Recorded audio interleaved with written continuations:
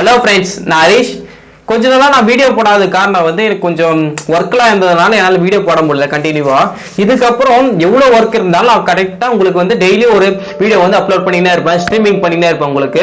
இன்னைக்கு நம்ம எதை பத்தி பார்க்க போறோம்னா, இன்னைக்கு இந்த உலகத்துல வந்து சர்வே பண்ணனா வாழறதுக்கு வந்து நம்மளுக்கு தேவைப்படுறது 2 விஷயம்.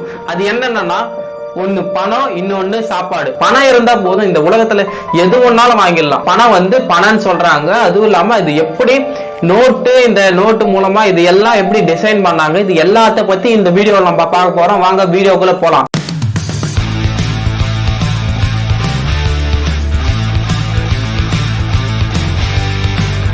ஒரு பொருளை வாங்கறதுக்கு வந்து அவங்க இப்ப வந்து அந்த ஜெனரேஷன்ல எடுத்து பொருளை வந்து அவங்க இஷ்டத்துக்கு எடுத்து சாப்பிடுவாங்க முன்னெல்லாம். அப்போ வந்து இப்போ நம்ம இப்படியே சாப்பிட்டா என்னதான் நம்மளுக்கு என்ன லாபம் வரும் அப்படின்னு நினைச்சு ஒரு பொருளை உங்ககிட்ட இருக்கிற பொருளை குத்துட்டு என்கிட்ட இருக்கிற ஒரு பொருளை குத்து மாத்தி வந்து அது மாதிரி வணிகம் பண்ணிக்கினாங்க.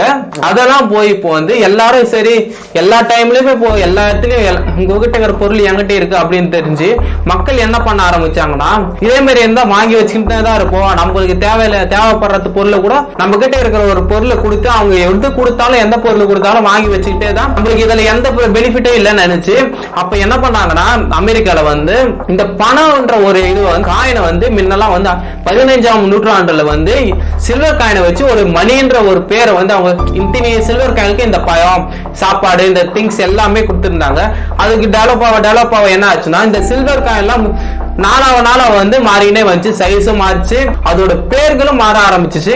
இந்த டாலர்ன்ற பேர் எப்படி வந்துச்சுன்னா, 17th நூற்றாண்டுல வந்து இந்த டாலர், அமெரிக்கன் டாலர்னு ஒரு சயின்டிஸ்ட் வந்து கண்டுபிடிச்சாரு.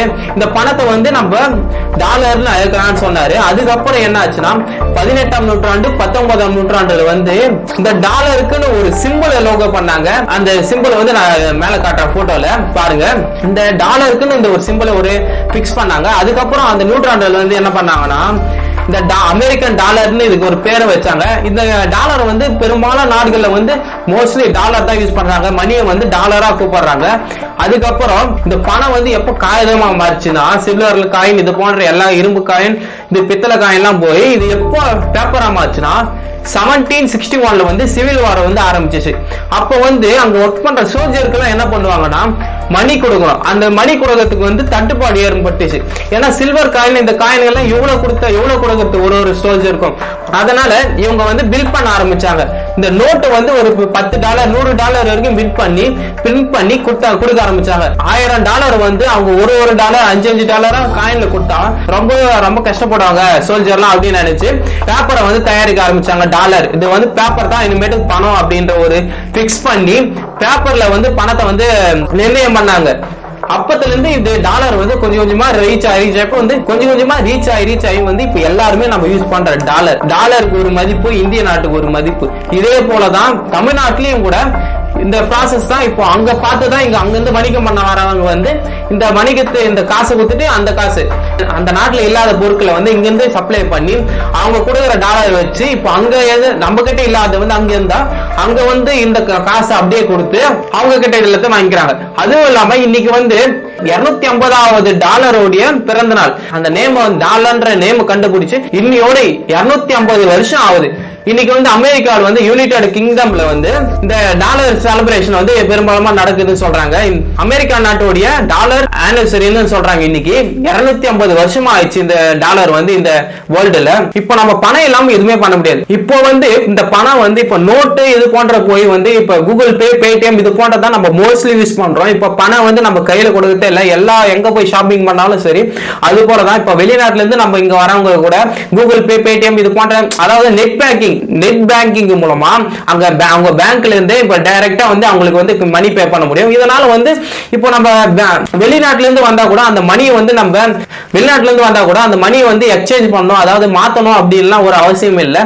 இப்போ மொபைல் இருக்குதுன்னா இன்டர்நெட் ஃபெசிலிட்டியால இப்போ வந்து நம்ம எதை பொருள் வாங்கினாலும் ஈஸியா வந்து சப்ளை பண்ண முடியுது. ஆனா இப்போ வந்து அதுவும் இல்லாம இப்போ மணியை வந்து இப்போ இன்டர்நெட் மணியும் கூட சொல்றாங்க. ஒரு பிட்காயின் கிரிப்டோ கரன்சி பத்தி எதனா தெரியலன்னா சொல்லுங்க, நான் தனியா வீடியோ போடுறேன்.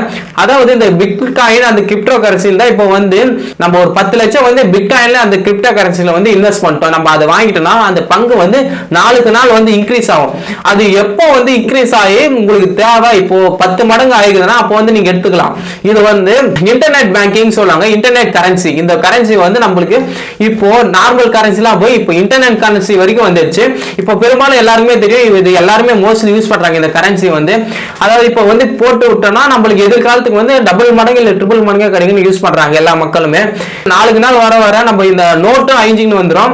இது மாதிரி கிரிப்டோ கரன்சி இது போன்றா நம்ம யூஸ் பண்ணணும்னு நினைக்கிறேன். இன்னைக்கு பார்த்த வீடியோ உங்களுக்கு பிடிச்சிருக்குன்னு நினைக்கிறேன். இந்த வீடியோ பிடிச்சிருந்தா லைக் பண்ணுங்க, ஷேர் பண்ணுங்க, சப்ஸ்கிரைப் பண்ணுங்க.